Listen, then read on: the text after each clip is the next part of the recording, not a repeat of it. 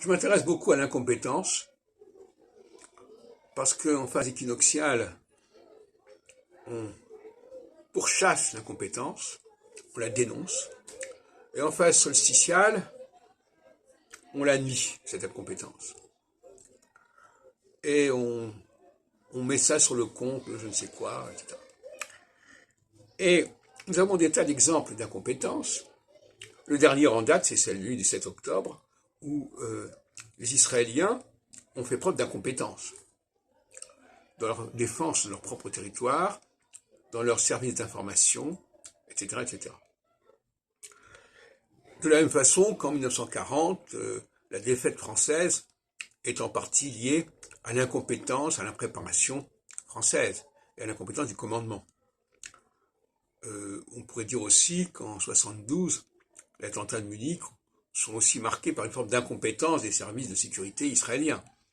Et en 73, n'en parlons même pas, avec la guerre de Kippour, où l'armée a été débordée.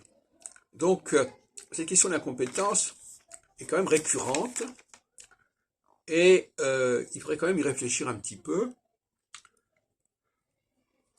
Qu'est-ce que ça veut dire astrologiquement? Astrologiquement, l'équinoxialité fait apparaître l'incompétence, fait ressortir l'incompétence.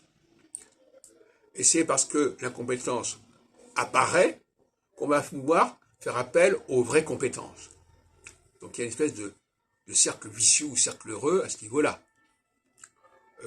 On va remplacer les incompétents par les compétents. C'est un petit peu ce qui se passe avec De Gaulle, quelque part, qui apparaît comme quelqu'un de compétent, qui avait fait des observations compétentes sur l'armée, bon, etc., etc. Donc,